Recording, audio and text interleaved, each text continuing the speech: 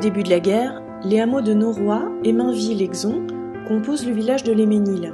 Au-dessus, à 356 mètres d'altitude, s'élève le Xon, point culminant du secteur dont la vue s'étend sur des dizaines de kilomètres, d'un côté vers la frontière et de l'autre vers la ville de Pont-à-Mousson.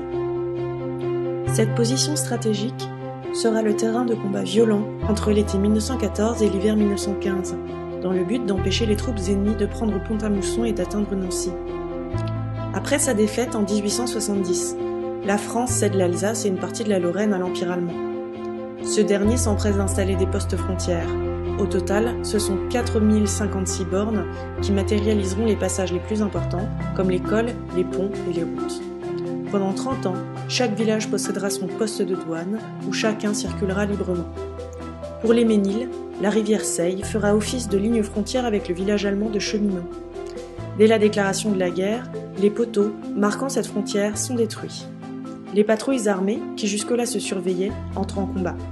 À proximité de l'Héménil, sur le village de Bouxières, Fortuné Émile Pouget, du 12e régiment de chasseurs à cheval, est tué le 4 août, alors qu'il était en reconnaissance à la limite de la frontière au signal de Vitonville. Le 6 août, c'est le sous-lieutenant de réserve Paul Honoré, parisien de 23 ans, qui est tué sur le versant sud du Xon. Tous deux reposent au carré du souvenir français au cimetière de Pont-à-Mousson. La cohabitation d'avant-guerre laisse place à de violents combats qui vont culminer à l'hiver 1915 et conduire à la destruction du village entier et de son église, qui seront entièrement dévastés par les nombreux bombardements, qui se prolongeront jusqu'à la fin de la guerre, ne laissant subsister que quelques pans de murs du hameau de Noroy. Cette destruction sera amplifiée par le caractère industriel de cette première guerre mondiale aux armements modernes, utilisés par les belligérants. Face à l'armée française sur la vallée de la Seille, l'armée allemande présente une organisation quasi scientifique. Son premier atout est lié à ses effectifs. La moyenne d'âge de ses soldats est inférieure à celle des Français. Avant-guerre, elle dispose déjà d'importantes réserves humaines, évaluées à 870 000 hommes, et l'effectif, appelé sous les drapeaux, atteindra plus de 3 800 000 hommes, répartis en 8 armées. Leur équipement est plus moderne. Les soldats allemands sont bien équipés, vestes et pantalons en coton couleur feldreau gris verdâtre, un casque à pointe pour protéger des blessures à la tête, des bottes en cuir noir, un fusil Mauser avec une épée baïonnette, le tout accompagné d'un pactage de 15 kg. Ces soldats comptent par ailleurs une arme nouvelle, des mitrailleuses Maxim MG-08, qui faucheront les troupes françaises au début de la guerre. En effet, dès les premiers combats d'août, les mitrailleuses allemandes se révèlent être des armes d'une puissance considérable. La masse de fantassins français, équipés de leurs pantalons Garance, sont repérés de loin et sont fauchés inexorablement par les tirs précis, denses et réglés des mitrailleuses ennemies. Cette armée moderne et nombreuse est conduite par des chefs qui ont défini dès la fin du XIXe siècle les plans d'invasion de la France. À partir de 1906, le général von Moltke adapte le plan Schlieffen, un nouveau plan de bataille qui vise à encercler les troupes françaises. Il projette d'envahir la France en attaquant par le Luxembourg et la Belgique, évitant ainsi les troupes françaises postées dans le nord de la Lorraine, le long de la frontière. Une fois figée et fixée sur le territoire français, l'armée allemande organise et aménage le territoire avec des méthodes modernes, notamment pour la construction des lieux de vie et de combat de ses soldats. Ainsi, à l'été 1914, les régiments de Landwehr occupent plusieurs villages frontaliers, Vitonville, Champey-sur-Moselle, Bouxières-sous-Froidmont, et prennent position à flanc de coteau. Les nouveaux occupants créent une nouvelle ligne de chemin de fer qui traverse cette zone jusqu'à la côte de Mardigny.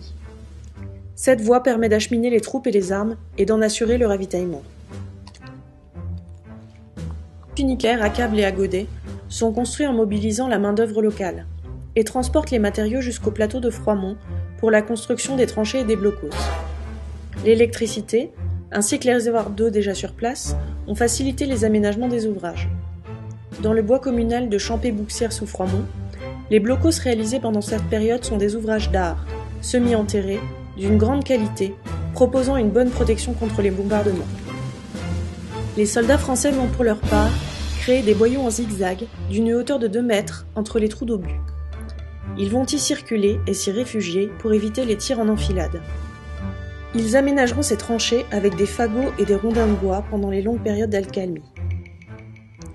Dans ce paysage nouveau où les tranchées apparaissent le long de la côte du Xon et les villages disparaissent sous les obus, une jeune femme, Lucie Jacob, va s'illustrer.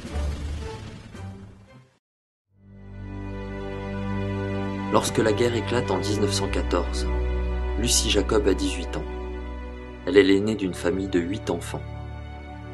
En septembre 1914, les premiers obus tombent sur son village de Léménil. Son père étant déjà mobilisé sous les drapeaux, le reste de la famille est contraint de quitter Léménil pour trouver refuge dans la famille à Blénaud-les-Pont-à-Mousson. Cette jeune fille réfléchit quand même en disant ils sont partis mais toutes les bêtes de la ferme sont restées et ça, pour elle c'était très dur de les laisser à l'abandon. Elle s'est décidée avec l'autorisation de ses parents de revenir pour les nourrir. Alors elle a fait des va-et-vient sur le village de Léménil et c'est là que les autorités militaires de Pont-à-Mousson l'ont convoqué, lui ont demandé si c'était possible, lorsqu'elle va sur Léménil, de donner certains renseignements sur les positions allemandes côté cheminot, s'ils montaient des ponts, etc. Et voilà.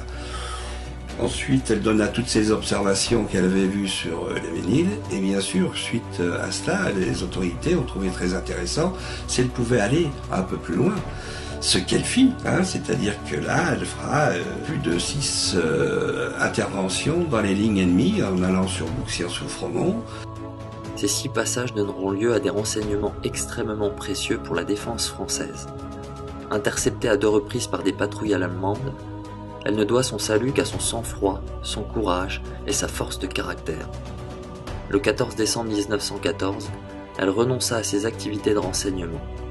Lucie Jacob fut sans doute l'une des plus jeunes héroïnes décorées de la Croix de guerre avec étoile de bronze, qui lui fut remise en août 1916 à Nancy par le général Henry. Les informations collectées par les civils, comme Lucie Jacob, vont servir pour conduire les combats. Sur les flancs du Xon, les troupes allemandes et françaises vont s'affronter jusqu'à l'hiver 1915.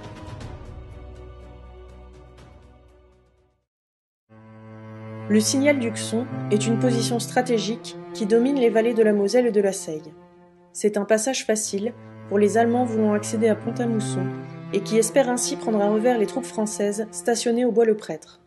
Pour couper cet accès aux Allemands, divers régiments français, dont le 325 RI, sont chargés de protéger la ville de Pont-à-Mousson et les villages de Mousson, d'Athon et leurs abords. Le 325 RI doit assurer le service de surveillance d'un secteur très étendu, malgré l'insuffisance des défenses et des abris. Il exécute des travaux considérables pour mettre ce secteur en état de défense, et fait de nombreuses reconnaissances à grande distance, dans la forêt de Fac et vers la Seille. L'importance de ce secteur dans le schéma de défense des forces françaises, ou d'attaque pour les forces allemandes, est avérée par les combats qui s'y déroulent. Dans les premiers mois de 1914, le signal du Xon change de main. Il est parfois occupé par les troupes françaises ou ennemies. Il est de règle, quand l'ennemi vous a pris une position, de contre-attaquer dans le quart d'heure qui suit, avant que l'assaillant ne soit installé. En février, lors d'une de ces batailles, la 21e compagnie, située en forêt de Fac, est appelée pour monter à l'assaut du Xon. Avec le sergent Robert d'Harcourt, le lieutenant d'Argent, la compagnie dirigée par le capitaine Cochin va se mettre en place, prête à l'assaut, en bas de la pente du Xon. Cochin et ses hommes parviennent à proximité du sommet et s'y accrochent sous les feux meurtriers des Allemands qui ont eu le temps de s'organiser. Ils se retrouvent isolés par rapport aux autres troupes qui n'ont pas pu les suivre. À ce moment précis, il n'y a aucune possibilité de jonction et la situation est un désastre. Très vite, ils sont cernés par les Allemands qui arrivent de toutes parts. Robert d'Harcourt prend une balle dans la mâchoire et reste inconscient sur le sol. Le second, jugeant toute résistance inutile, pose son fusil à terre. Cochin se baisse pour le ramasser et crie « On ne se rend pas !» et fait feu sur l'ennemi. La riposte est fatale. Cochin meurt sur le coup d'une balle en pleine tête. Le 16 février 1915, le lieutenant Dubail prend les commandes des opérations, fait venir l'artillerie lourde et rapatrie les troupes en forêt de Fac. Il envisage une nouvelle stratégie d'attaque, en masse, pour reprendre le Xon. Dans l'après-midi, les troupes françaises montent à l'assaut du signal du Xon après un bombardement d'un quart d'heure. Les hommes qui ont pu pénétrer dans Noroy après une lutte féroce sont tués. C'est un échec. Le 18 février, une attaque à puissant effectif est déclenchée. En fin de journée, les positions sont reprises. Les Allemands capitulent et s'enfuient vers le bois de Fréau et le bois de Voivrotte. Le Xon est repris. au prix de 2000 tués et blessés pour 5 jours de combat. Après cette dernière tentative allemande, le front ne bougera plus sur le secteur de l'Héménil, et chacun gardera ses positions jusqu'à la fin de la guerre, mais sera constamment bombardé, en moyenne, par 100 obus par jour. Au cours de ces combats, 2 hommes s'illustrent, Jacques Cochin et Henri d'Argens.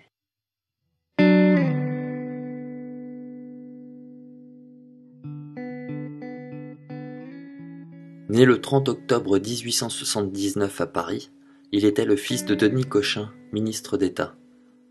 Il servira 8 ans au 87e régiment à Saint-Quentin avant d'entrer à l'Institut Pasteur pour s'occuper de travaux de bactériologie. Ayant toujours eu le sens du devoir, dès la déclaration de la guerre, il se porte volontaire pour défendre son pays et ses valeurs. Homme de terrain avant tout, il fait naître l'estime de sa compagnie. Mort le 14 février à l'âge de 36 ans, lors de la bataille d'Uxon, son corps ne sera retrouvé que 3 jours plus tard.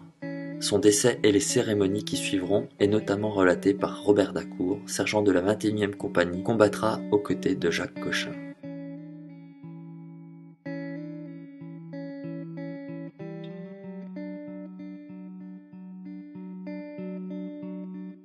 Il faisait à cette époque un temps affreux, neige et pluie, et notre nouvelle vie n'était rien moins que confortable. Le 13 février 1915, Jacques Cochin, mon capitaine et ami, reçut un appel de notre commandant nous demandant d'aller contre-attaquer les colonnes allemandes qui montaient à l'assaut d'Uxon. Cette nouvelle fut reçue sans un mot de plainte ni de récrimination par mon escouade. Chacun fit ses derniers préparatifs, remplissant sa cartouchière, vérifiant son fusil, et après une longue marche, nous arrivions le long de la route de l'Héménil. Coûte que coûte, l'Uxon devait être repris aux Allemands. Nous montions au sommet de cette boue molle où l'on n'avance pas. C'est un vrai marécage. Les pluies ininterrompues de février ont laissé la terre détrempée. Les cadavres jonchent dans les trous creusés par des obus. L'ennemi arrive sur nous par dizaines. Soudain, je ressens un choc violent et suis protégé à terre, une balle logée dans la mâchoire qui me fait voir 36 chandelles. Couché dans la boue, je perds beaucoup de sang. Nous n'étions alors plus qu'une poignée d'hommes et au matin, les Allemands revinrent en force. Le capitaine Cochin, qui se trouvait alors avec 2 hommes, se vit cerné par l'ennemi déclarant qu'il ne fallait pas se rendre. Il fit feu et la riposte allemande eut raison du capitaine. En tirant, il avait signé son arrêt de mort, la balle l'avait atteint en pleine tête. Ce premier héros de cette bataille d'Uxon reposa jusqu'en 1919 dans un caveau au cimetière de Pont-à-Mousson, et son corps sera rapatrié dans le caveau familial de la chapelle de l'hôpital Cochin à Paris. Pour lui rendre hommage, et depuis 1984, une rue porte son nom à l'Héménil.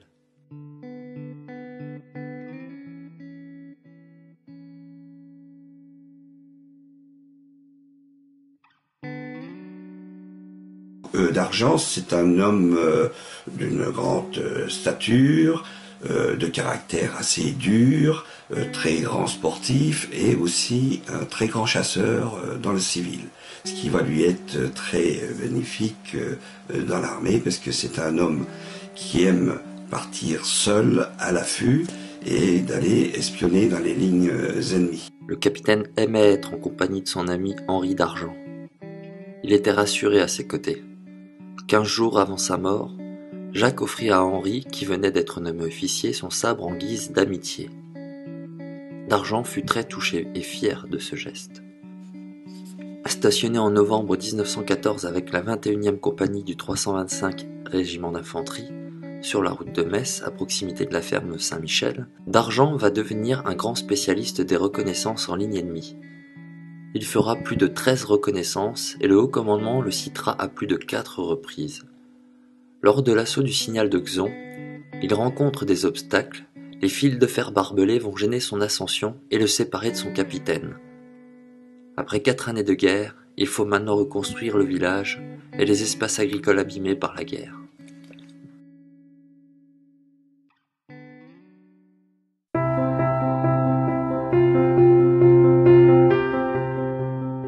Après la guerre, l'Héménil n'est plus que ruine.